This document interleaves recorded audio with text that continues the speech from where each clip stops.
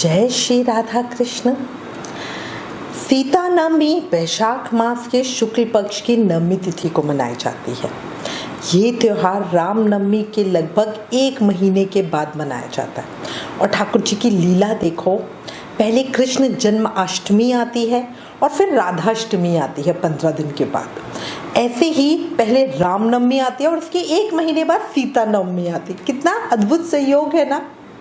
सीता नवमी को सीता जयंती, जानकी जयंती और जानकी नवमी नाम से भी जाना जाता है। अब आज इस वीडियो में हम सीता नवमी का महत्व, पूजा विधि और सीता नवमी पर कहे सुने जाने वाली पौराणिक कहानी बताएंगे। साथ ही साल 2024 में कब सीता नवमी मनाई जाएगी उस पर भी चर्चा करेंगे। क्या शुभ योग बन रहे हैं, क्या संयोग बन रहे हैं, पूजा का शुभ समय क्या है, इस पे भी चर्चा करेंगे।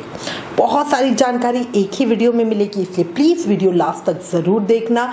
अगर चैनल पर नए हो तो चैनल सब्सक्राइब करना। आने वाले व्रत त्योहारों का रिमाइंडर अपने फोन पर पाने के लिए व्रत लिखकर हमें 9821025751 पर व्हाट्सएप मैसेज करना।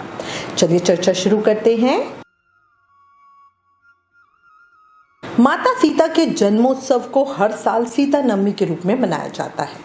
धार्मिक मान्यता के अनुसार माता सीता को माँ लक्ष्मी का स्वरूप माना जाता है, इसलिए ऐसी मान्यता है कि इस दिन माता सीता की पूजा करने से माँ लक्ष्मी प्रसन्न होकर हमें आशीर्वाद देती है। ऐसा भी माना जाता है कि सीता नवमी के दिन पूजा पाठ करने से रोग दोष और पारिवारिक क्लेश दूर हो जाते हैं। सीता नवमी का व्रत सुहागन और अविवाहित महिलाएं दोनों के द्वारा रखा जाता है। मान्यता है कि सीता नवमी का व्रत रखने से शादीशुदा महिलाओं का वैवाहिक जीवन मधुर हो जाता है और उन्हें उनके वैवाहिक जीवन के कष्ट भी दूर हो जाते हैं। साथ ही कुंवारी कन्याओं द्वारा व्रत रखने और माता सीता की पूजा करने से मनवांछित वर मिलते हैं और जीवन सुख समृद्धि से भर जाता है। सीता नवमी 2024। अब हम चर्चा करते हैं कि इस साल 2024 में कब सीता नवमी का पर्व मनाया जाएगा। तो देखो, नवमी तिथि का आरंभ हो रहा है 16 मई गुरुवार को सुबह 6:22 से और इसका समापन हो रहा है 17 मई दिन शुक्रवार को सुबह 8:48 पर। इसी से पूरा दिन शुभ संयोगों के साथ सीता नवमी 16 मई को मनाई जाएगी। सीता नवमी की मध्याह्न का जो शुभ मुहूर्त समय है वो सुबह 11:04 से दोपहर 1:43 तक है और ये समय अवधि 2 घंटे 39 मिनट की है। सीता नवमी मध्याह्न का जो क्षण है, मतलब जिस समय पूजा सबसे ज्यादा फलकारी होगी, वो 12:33 PM का है। इस समय में पूजा करना सबसे अधिक शुभ होगा। इस बार की सीता नवमी पर 2 बड़े शुभ योग बन रहे हैं। पहला ध्रुव योग जो सुबह से लेकर सुबह 8:23 तक है। वहीं रवि योग शाम में 6:14 से अगले दिन 17 मई को प्रातः 5:29 तक है। सीता नवमी पर मघा नक्षत्र सुबह से लेकर शाम 6:14 तक है। उसके बाद से पूर्वा फाल्गुनी नक्षत्र है।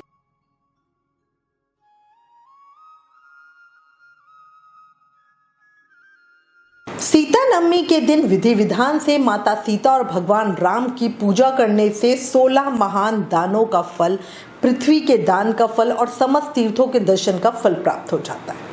मान्यता के अनुसार माता सीता धन और ऐश्वर्य की देवी माता लक्ष्मी का ही अवतार है। माता सीता को जानकी के नाम से भी जाना जाता है क्योंकि ये मिथिला के राजा जनक की दत्तक पुत्री थी, इसलिए इस दिन को जानकी नवमी के नाम से भी जाना जाता है। इस दिन बढ़िया माता जानकी की पूजा करें। सीता नवमी के दिन सुबह जल्दी उठकर स्नान करें, स्वच्छ वस्त्र पहने, पूजा स्थान को साफ करके गंगा जल से धो लें। भगवान राम और माता सीता की प्रतिमा या मूर्ति या फोटो वहां पे स्थापित करें। उसके बाद रोली, चंदन, अक्षत, फूल, फल, मिठाई, दीप आदि से पूजा करें, धूप दीप जगाएं।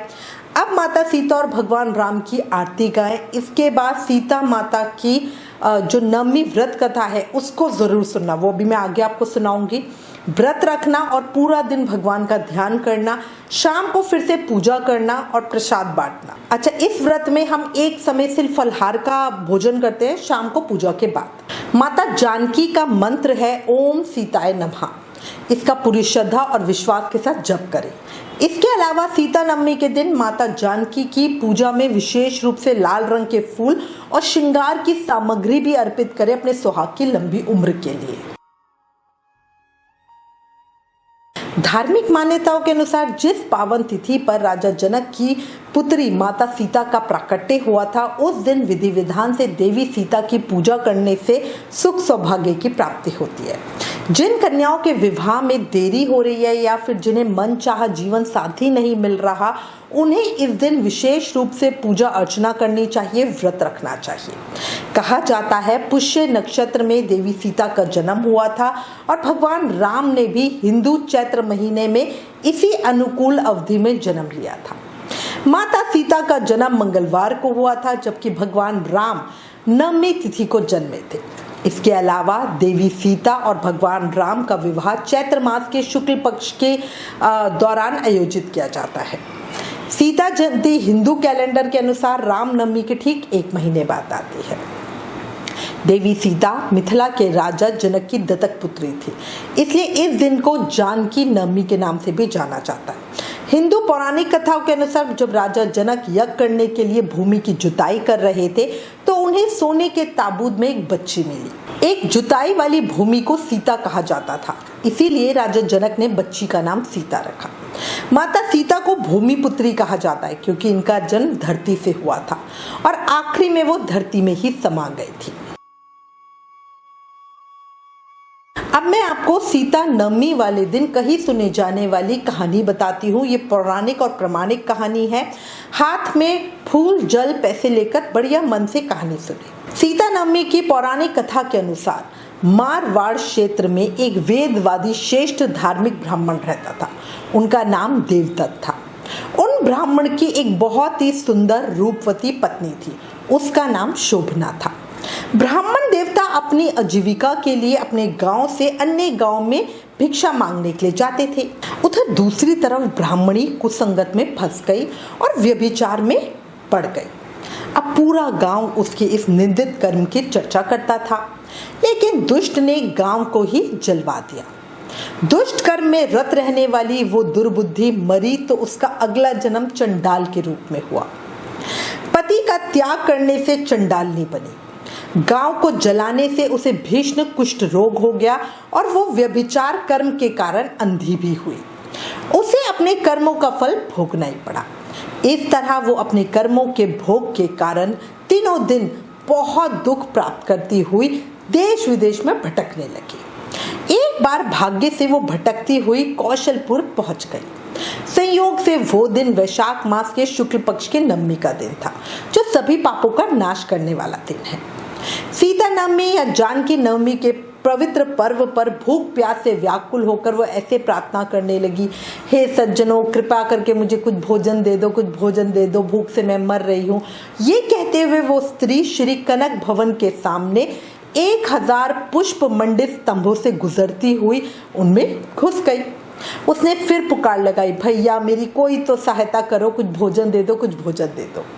इसमें उसने एक भक्त ने कहा, देवी आज सीता नवमी है, आज भोजन में अन्न देने वाले को पाप लगता है, इसलिए आज आपको अन्न नहीं मिलेगा। कल पारण के वक्त ठाकुर जी का प्रसाद भरपेट मिलेगा। लेकिन वो नहीं मानी। अधिक कहने पर भक्त ने उन्हें तुलसी और जल दे दिया। वो पापी भूख से मर गई, लेकिन इसी बहाने अनजाने में उसे सीता नवमी का व्रत पूरा भी हो गया। अब सर्वोच्च कृपालिनी ने उन्हें सभी पापों से मुक्त कर दिया।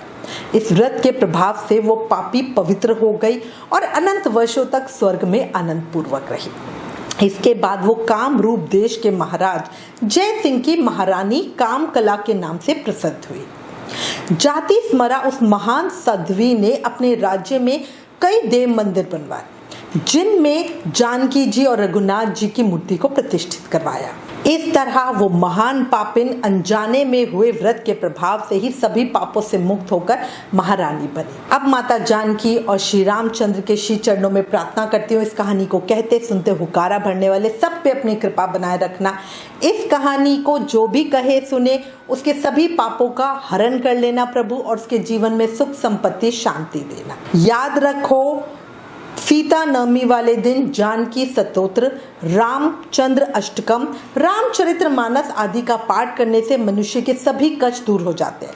इसलिए जो भक्त सीता नवमी पर माता जानकी की पूजा करते हैं उन्हें हर तरह के सुख और सौभाग्य की प्राप्ति होती है। जिन कन्याओं के विवाह में देरी हो रही है, उन्हें मनचाहा जीवन साथी नहीं मिल रहा, उनके लिए तो ये व्रत वरदान से कम नहीं है। इसी के साथ मैं माँ जानकी और श्री रामचंद्र जी को मन में धारण करके उम्मीद करती हूँ आपको ये जानकारी और सीता नवमी की कहानी पसंद आई होगी। इस कहानी को कहने सुनने मात्र से ही साधक को यज्ञ करने जितना फल मिलता है। प्लीज इस वीडियो को ज्यादा से ज्यादा शेयर करें और लोगों को भी सीता नवमी का महत्व बताएं। Please like, share and subscribe. Thank you. जय श्री राधा कृष्ण।